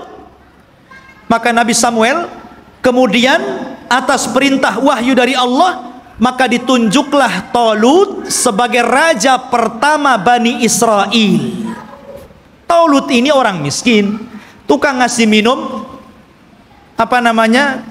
keledai pengembala, ya kan? Kata Bani Israel, masa si Talut jadi raja? Siapa si Talut itu kan gitu? Nggak punya nasab, orang miskin, nggak punya harta, nggak mau. Ya, kami mau raja itu yang wah, yang gagah, yang kaya, yang punya harta. Si Talut pula jadi raja, nggak mau. Ya kan? Akhirnya kemudian Allah Subhanahu wa taala tunjukkan kehebatan Talut ini. Diutusnya malaikat, kemudian malaikat ini mengambil tabut yang ada di Jalut, kemudian diserahkan kepada Talut, menunjukkan bahwa sekarang Talut sudah punya tabut. Kalian gak percaya juga dengan Talut? Dari situlah sebagian mereka mulai mau mengikuti Talut dan sebagian yang lainnya mau menolaknya. Maka Talut mengatakan, kita akan berangkat jihad, persiapkan kalian, tapi Allah akan menguji kalian. Kalau nanti kalian melewati sungai, jangan banyak minum di situ. Kalau mau minum, bolehlah satu kepal, gurfatan wahid, ya satu dayung saja, nggak boleh banyak-banyak. Kalau banyak-banyak kalian akan kalah. Berangkatlah pasukan Talut menuju pasukan Jalut, ya kan? Rupanya betul di tengah mereka ada sungai, karena mereka sudah kelelahan, kehausan, ada sungai. Wah, nggak peduli dengan Talut, minum banyak-banyak orang itu. Dari berapa ribu gitu kan, hanya tinggal separohnya yang masih nurut dengan Talut. Akhirnya yang ini pulang, nggak melihat pasukan Jalut gede-gede, nggak berani pulang. Ya, yang sedikit inilah kemudian mikir nih, ini tentara banyak, besar-besar, gimana cara melawan mereka? Akhirnya mereka nggak berani bergerak untuk melawan Jalut. Maka kemudian Nabi Musa, Nabi Raja Talut mengatakan, siapa yang akan berperang dan berhasil membunuh Jalut, maka aku kawinkan dia dengan putriku. Rupanya satu pun nggak bergerak. Ngapain dikawinkan kalau harus mati gitu ya? Iya kan? Nggak mau bergerak juga. Akhirnya ada anak muda namanya Daud. Dia berani tuh Daud tuh, yang kemudian belakangan menjadi nabi dan raja, Nabi Daud dan Raja Daud. Dia yang berani. Kemudian dia lempar tombaknya, kena Jalut, mati di tangan dia. Zaman dulu kalau sudah pemimpinnya mati, kalah orang itu, ya kan? Meninggal di tangan Daud. Maka akhirnya Daud pun dinikahkan dengan putrinya Talut. Dan Talut mengatakan, kalau dia meninggal, maka orang ini yang akan menggantikan aku menjadi raja. Talut punya anak, tapi karena dia sudah berjanji, siapa yang membunuh Jalut, dia akan dinikahkan dengan putriku dan akan menjadi penggantiku. Maka setelah Talut meninggal dunia, mau tidak mau Daud diangkat jadi raja. Tapi anaknya Talut yang lain gak setuju, ya kan? Harusnya anak yang jadi raja, kenapa Daud menantunya kan itu? Disitulah kemudian pecah Bani Israel menjadi dua kerajaan. Kerajaan anak-anaknya Talut dan kerajaan Daud. Dari sini ikhwatu fiddin mulai terjadi goncang, ya. Tapi Nabi Daud ini ikhwan adalah orang yang cerdas, karena Allah berikan mukjizat, tangannya itu bisa melembutkan besi, ya. Jadi kalau besi itu nggak perlu dilas, dipotong-potong aja sama dia kan begitu. Wa alanna lahul hadid. Dia bisa melembutkan besi, bukan sulap ikhwan. Itu mukjizat. Kalau enggak gini aja dia, ya kan? Mukjizatnya Nabi Daud. Dia punya kekuatan, akhirnya dia pun melawan anak-anaknya Talut yang lain, dan mempersatukan kembali Bani Israel. Setelah dia meninggal, maka puncak kekuasaan Bani Israel ada di tangan putranya Daud, Nabi Sulaiman. Disitulah puncak kekuasaan Bani Israel, puncak kekuasaan Yahudi, ya. Dan hanya ada 4 raja yang pernah menguasai sebagian besar dunia, yang 2 mukmin dan 2 kafir. Yang pertama mukmin, namanya Dzulqarnain, sebutkan dalam surah Al-Kahfi. Yang kedua Sulaiman, ini keduanya mukmin, dan keduanya kafir. Yang pertama Namrud di zaman Nabi Ibrahim, kemudian Bukhtun Nasr, nanti ada kisahnya akan nyusul, ya. Jadi Sulaiman ini Allah Subhanahu wa taala berikan kekuasaan yang tidak diberikan kepada orang sebelum dan setelahnya. Dia bisa menundukkan awan, dia bisa menundukkan jin, dia bisa menundukkan burung-burung, dia bisa menundukkan tumbuh-tumbuhan. Masya Allah, ini raja alam nyata dan gaib ini, Nabi Sulaiman ini, ya. Jadi jin tunduk sama dia. Bahkan yang membangun bangunan-bangunan itu jin. Jin itu yang bekerja kepada Sulaiman, membuat istana-istana. Makanya ketika Sulaiman meninggal dunia, jin itu kan tidak tahu yang gaib. Disangkanya Sulaiman masih hidup dan tidur di singgasana. Asik bekerja saja mereka kan. Baru setelah Sulaiman roboh dari singgasananya, kata jin, oh kalau tahu Sulaiman sudah mati dari dulu, ngapain saya kerja, katanya. Nah, dari sini menunjukkan jin itu tidak tahu yang gaib. Kalau jin tidak tahu yang gaib, berarti dukun lebih tidak tahu yang gaib. Karena dukun itu gurunya jin. Mereka itu para pendusta, nggak usah dibenarkan. Benarnya 1, dustanya itu 1000. Ya. Ma'asyiral muslimin rahimani wa rahimakumullah. Maka Sulaiman inilah puncak kekuasaan, dan di zaman Sulaiman ini beliau membangun 1 tempat ibadah menggantikan tabut, namanya Haikal Sulaiman, yang sekarang menjadi mimpi orang Yahudi. Haikal Sulaiman, mimpinya orang Yahudi itu sampai hari ini. Sulaiman membuat haikal. Dialah yang pertama kali meninggikan Masjidil Aqsa. Jadi kalau Ibrahim meninggikan Masjidil Haram, kalau Masjidil Aqsa ditinggikan oleh Sulaiman. Dan ketika dia mendirikan Masjidil Aqsa, maka dia meminta kepada Allah 3. 1, agar Allah memberikan hukum yang sesuai dengan hukum Allah.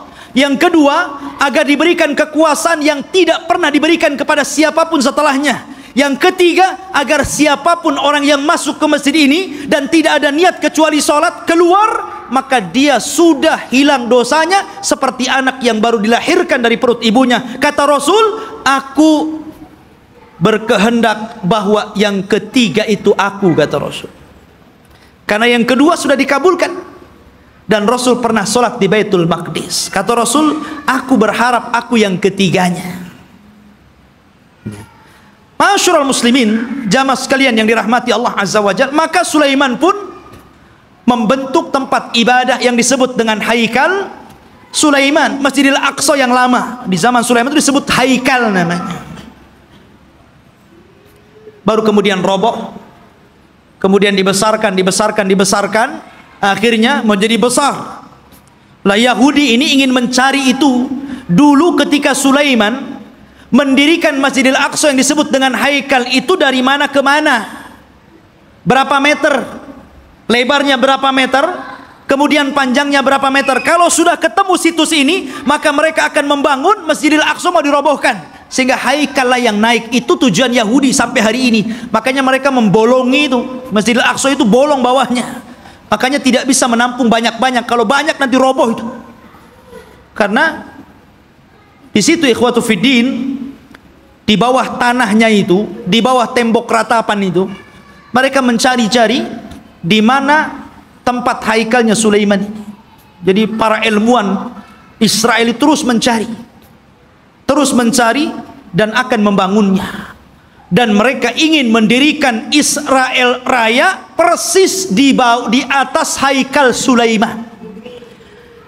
Makanya si Trump itu, Donald Trump ya, mereka orang-orang Israel didukung oleh Amerika untuk menguasai Yerusalem yang memang Masjidil Aqsa ada di situ, dan bercita-cita untuk membuat negara Israel Raya tepat di atasnya Haikal Sulaiman.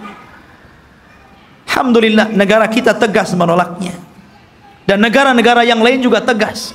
Bukan hanya orang Islam, di luar Islam pun sebagian mereka menolaknya. Tapi yang jelas saya katakan, yang namanya Yahudi dan Nasrani itu akan sekongkol sampai pun ketika Malhamatul Kubra di akhir zaman, perang besar yang tidak ada perang setelahnya, tetap saja Yahudi dan Nasrani itu akan sekongkol melawan kaum muslimin. Ya kan? Masyarul muslimin, sampailah ketika Sulaiman meninggal dunia, anak-anak Sulaiman ini mulai berebut kekuasaan. Ya. Karena berebut kekuasaan, goncanglah Bani Israel. Sudah tidak ada raja lagi. Raja itu cuma 3 di zaman Bani Israel, Talut, Daud, dan Sulaiman. Setelah itu nggak ada raja lagi. Akhirnya mereka pun berpecah, satu demi satu berpecah. Lemahlah orang-orang Yahudi. Ketika mereka lemah inilah, maka bangsa-bangsa luar mulai menjajah orang-orang Yahudi. Lah dari situlah datang pasukan dari Irak, pasukan Babil, yang kemudian menghancurkan Yahudi, menawan mereka dan memperbudak mereka, dibawa ke Irak, sebagainya lari ke Mesir. Dan ketika muncul seorang perdana menteri yang kemudian menguasai Babil, namanya Bukhtun Nasr, dialah yang kemudian menghancurkan negeri Palestina sehancur-hancurnya dan merobohkan Haikal Sulaiman. Hancur lebur. Orang-orang Yahudi ditindas, orang-orang Yahudi perbudak oleh Bukhtun Nasr ini. Hancur semuanya. Sampai disinilah Taurat hilang. Alwah Taurat hilang. Orang-orang Yahudi bingung. Akhirnya sebagian mereka mulai merangkai Taurat, sehingga akhirnya dari situlah kemudian campur tangan ucapan firman Allah dengan campur tangan ucapan manusia, mulailah muncul pada Taurat. Sehingga kemudian Taurat mulai berubah dari aslinya, yuharrifunal kalima an mawadi'i. Dari sinilah Yahudi tersesat, karena alwahnya Taurat, papannya hilang, berceceran kemana-mana. Karena Palestina dihancurkan Bukhtun Nasr. Lah ketika hancurnya Palestina ini, datanglah seorang nabi, namanya Uzair. Nabi Uzair, ya kan? Datang, kemudian melihat kehancuran Palestina yang luar biasa. Haikal Sulaiman roboh, kota Palestina hancur, orang Yahudi dibantai, orang Yahudi diperbudak di Babil, Irak, gitu kan? Maka dia berpikir, kaifa yuhyillahu ba'da mautiha? Bagaimana Allah bisa menghidupkan kota yang hancur setelah dulu kota ini sangat ramai, sangat indah, sangat bagus? Akhirnya Allah subhanahu wa ta'ala menidurkan Nabi Uzair 100 tahun. Fa'amatahullahu mi'ata amin summa ba'athah. Maka kemudian Uzair pun ditidurkan Allah 100 tahun. Kemudian dibangkitkan seolah-olah baru tidur sejam 2 jam, karena ditidurkan di waktu duhur dan dibangunkan di waktu asar. Asar ke duhur cuma berapa jam saja. Disangkanya hanya 2-3 jam dia tidur, padahal dia sudah 100 tahun ditidurkan. Dan Allah bolak-balikan badannya sehingga badannya tidak hancur, dan Allah biarkan badannya muda terus, sehingga ketika 100 tahun dia dibangkitkan, orang sudah tua dia masih muda. Orang udah janggutnya panjang-panjang, udah pakai tongkat bungku-bungku, dia masih muda saja. Maka ketika dia mencari rumahnya, ya namanya rumahnya ya tahu di mana. Rupanya rumah itu masih ingat di mana letaknya. Rupanya di situ ada nenek. Rupanya nenek ini dulunya bekas pembantunya, lebih muda jauh, tapi sekarang lebih tua jauh. Siapa kamu? Saya Uzair. Ah, Uzair dah mati 100 tahun, kau ngaku Uzair pula, katanya. Mana buktinya kau Uzair? Akhirnya ditunjukkan bukti-buktinya. Kaget nenek ini. Oh, kamu ini tuan saya, kamu Uzair. Menyebarlah nama Uzair di Bani Israel. Maka orang pun menganggap Uzair itu anak Tuhan. Wa qalatil yahudu Uzair ibnullah wa qalatin nasara al-masih ibnullah. Berkata orang Yahudi Uzair itu anak Allah, berkata orang Nasrani al-masih ibnullah anak Allah. Karena Uzair masih hidup. Mereka katakan ini anak Allah, kalau bukan anak Allah nggak mungkin hidup selama ini dan masih muda. Dan ketika dia mencari puing-puing papan-papan Taurat, dia tidak tahu di mana letaknya.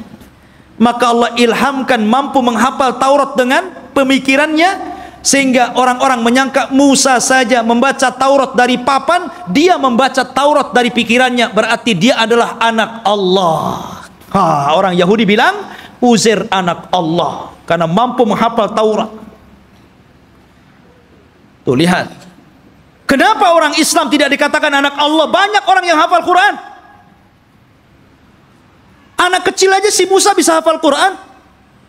Kenapa enggak Musa anak Allah? Al-Quran itu luar biasa ikhwan. Semua bisa menghafal Al-Quran. Bisa Quran dihafal. Anak kecil bisa hafal Quran. Tapi enggak ada sejarah orang hafal Taurat. Enggak ada sejarah pastor hafal Injil. Enggak ada. Tapi Taurat dan Injil tidak bisa dihafal, tapi Quran bisa dihafal. Ini mukjizat namanya. Quran itu bisa, walaqad yassarna Qur'ana lidzikri. Allah mudahkan Quran itu untuk diingat. Ma'asyiral muslimin rahimani wa rahimakumullah. Maka itu kisah Nabi Uzair. Akhirnya kemudian Yahudi pun ditindas. Maka setelah kemudian zaman Bukhtun Nasr berlalu, datanglah Persia menyerbu dan menang. Maka orang-orang Yahudi dikembalikan ke Palestina. Setelah itu datang Romawi dan memenangkan Persia. Akhirnya orang Yahudi diperbudak lagi. Sebagian mereka hijrah sampai ke Madinah. Inilah sejarah kenapa dahulu di zaman Rasul ada orang-orang Yahudi di Madinah. Karena ketika Romawi berhasil mengarahkan Persia, maka orang-orang Yahudi banyak yang diperbudak, sebagian mereka lari. Dan mereka punya ramalan bahwa kelak akan muncul seorang nabi di tanah yang banyak pohon kurma, yang kemudian belakangan disebut Yathrib dan belakangan lagi disebut Madinah Al-Munawwarah. Berangkatlah mereka ke Madinah, suaka besar-besaran. Ya.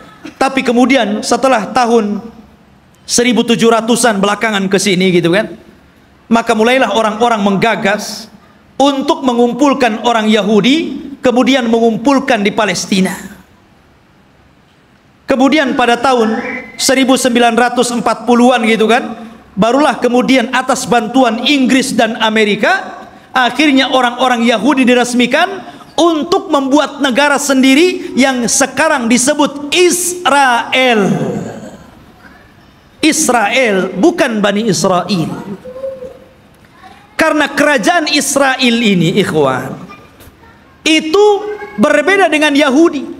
Itu dua pecahan yang berbeda. Ya, Yahudi ini keturunan Yahuda. Kalau Israel berbeda. Karena Israel ini masih mengagungkan para nabi, tapi Yahudi itu membenci para nabi. Mereka lah yang membunuh Nabi Zakaria sehingga digergaji sampai mati. Dialah yang membunuh Nabi Yahya bin Zakaria, disembelihnya sampai mati. Dia pula mengklaim sudah membunuh Nabi Isa bin Maryam dan mengatakan anak zina dan dibunuhnya. Walaupun Al-Quran mengingkari terbunuhnya Isa dan mengatakan Isa tidak dibunuh, Isa disalib, Isa tidak disalib, dan Isa diserupakan bahkan dia diangkat ke langit. Tapi orang Yahudi mengklaim sudah membunuh Isa. Itulah kisahnya orang Yahudi. Jadi orang Yahudi yang sekarang ini hanya sandiwara orang-orang itu, orang-orang kafir, orang-orang Inggris dan Amerika saja. Mereka membuat cerita bahwa seolah-olah itu adalah tanah mereka. Demi Allah, sejengkal pun bukan tanah Yahudi. Bagaimana kemudian Donald Trump mengumumkan untuk memindahkan ibu kota Yerusalem sebagai ibu kota Israel dan akan mendirikan Israel Raya di atas Baitul Maqdis? Maka kita harus bangkit, ya. Nggak bisa seperti itu. Satu jengkal pun mereka nggak punya tanah. Bagaimana mungkin kemudian mereka mengklaim ini tanah Yahudi? Dan di akhir zaman yang mereka ramalkan memang akan menjadi kenyataan. mereka meramalkan setelah Haikal Sulaiman terbangun, maka akan diutus kepada mereka Imam Mahdi yang ditunggu-tunggu, namanya Dajjal. Dajjal itulah Imam Mahdi yang ditunggu-tunggu mereka. Makanya kita lihat simbol Zionis itu simbol mata. Karena Dajjal itu cuma satu matanya di sini. Makanya kemudian mereka menganggap bahwa itu Imam Mahdi mereka yang mereka tunggu.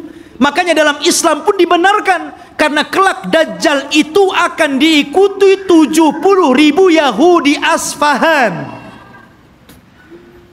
Mereka akan mengikuti Dajjal. Tapi Dajjal tidak bisa diperangi oleh Imam Mahdi karena terlalu kuat, pengikutnya banyak. Makanya kemudian Imam Mahdi terkepung di sebuah bukit.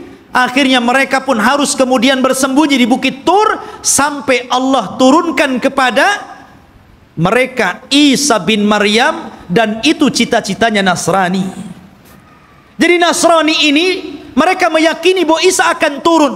Isa yang mereka yakini sudah disalib dan sudah dibunuh, kemudian dihidupkan kembali setelah 30 hari, kemudian diangkat ke langit dan akan diturunkan di akhir zaman. Ini Nasrani ngakui. Dan Nasrani mengakui bahwa Isa ini kelak akan membunuh Dajjal dan akan memimpin dunia, dan dunia akan dikuasai Nasrani. Padahal Isa turun hanya tugasnya membunuh Dajjal, mematahkan salib, membunuh babi, dan menegakkan hukum sesuai dengan hukum Imam Mahdi yang notabene mengikuti ajaran Islam. Karena dia sholat di belakang Imam Mahdi. Isa turun di malam hari di waktu subuh. Ketika itu orang-orang sudah putus asa melawan tentara Dajjal. Maka Isa mengatakan, aku berikan 3 pilihan kepada kalian, kepada tentaranya Imam Mahdi yang tinggal sedikit itu. Aku berdoa kepada Allah agar Allah kirimkan tentara lain bukan kalian, supaya mereka yang menghancurkan Dajjal, dan Dajjal akan meninggal. Yang kedua, atau aku berdoa kepada Allah untuk dikirim bencana besar, agar Dajjal terkena bencana dan pasukannya, sehingga kalian diselamatkan tanpa harus berperang. Atau yang terakhir, kita perang, saya pimpin kalian. Dan saya akan berdoa kepada Allah agar pasukan Dajjal tidak sanggup mengangkat senjata, kalian tinggal penggal lehernya, aku yang menghadapi Dajjal. Kata mereka yang ketiga enak nampaknya nih. Ya. Akhirnya mereka pilih yang ketiga. Berangkatlah setelah sholat subuh, mereka tinggal menggal kepala. Orang Yahudi, Nasrani, dan para pengikut Dajjal nggak bisa apa-apa. Akhirnya mereka kalah, tunggang langgang, lari bersembunyi di batu. Batu bicara, hei ini Yahudi di belakang, bunuh dia. Lari di mana-mana, di setiap tempat dia sembunyi, makhluk Allah bicara di situ. Kecuali satu pohon yang tidak mau bicara, namanya pohon Gharqad. Hadis ini bocor kepada orang Yahudi, sehingga Yahudi nanam banyak-banyak pohon Gharqad di Israel, tapi sayang kemarin kebakaran. Nanam lagi dari awal. Ma'asyiral muslimin rahimani wa rahimakumullah. Gharqad ini nggak mau ngomong. Ya, makanya orang Yahudi, Gharqad ini bukan cemara. Memang bentuknya kayak cemara, tapi cemara bukan Gharqad. Ya. Nanti antum pula lihat cemara di tebangnya. Ini pohonnya Yahudi, nanti Yahudi sembunyi di sini katanya. Bukan, Gharqad lah, bukan cemara. Ya. Intinya ikhwatu fillah yang dimuliakan Allah Azza wa Jalla, maka Dajjal berhadapan dengan Nabi Isa, dan Isa pun berhasil membunuh dan membawa kepalanya. Kemudian diberitahu kepada orang-orang bahwa dia telah membunuh Dajjal. Maka sebagian yang selamat dari orang-orang Nasrani kemudian beriman kepada Isa bin Maryam atas syariat Muhammad, sehingga Allah isyaratkan dalam Al-Quran, wa im min ahlil kitab illa la yu'minanna bihi qabla mautihi. Dan sebagian ahli kitab akan beriman kepada syariat Muhammad lewat Nabi Isa sebelum kematian Isa. Isa pun hidup selama 40 tahun. Di selang hidupnya inilah muncul fitnah yang lebih besar dibandingkan fitnah Dajjal. Fitnah apa? Munculnya satu kabilah yang bernama Ya'juj dan Ma'juj dari keturunan Yafis ibn Nuh alaihi salatu wassalam, satu kaum yang tidak bisa diperangi. tidak bisa dibunuh, pasukan mereka banyak, satu dari kita 999 dari mereka. Anda bisa bayangkan. Jadi kalau kita melawan mereka, jadi satu dari kita melawan 999 dari mereka. Bayangkan. Sehingga ketika Allah azab dengan mengutus ulat dan mereka mati semua dengan ulat tersebut, bangkai mereka rata, sehingga setiap satu jengkal di tanah ada bangkainya. Nabi Isa berdoa kepada Allah agar Allah bersihkan bangkai-bangkai mereka, maka diutuslah burung pemangkai bangkai, tapi juga tidak habis semuanya. Maka Isa berdoa lagi agar diturunkan hujan dan banjir besar, akhirnya membawa jasad itu ke lautan dan menjadikan bumi kembali subur. Maka dari situlah mulailah berlangsung tanda-tanda alamat besar. Karena alamat besar itu kalau sudah datang, maka tasalsul akan terus berganti sampai kiamat dibangkitkan. Oleh karena itulah ikhwatu fiddin, inilah kisah Palestina dan Yahudi.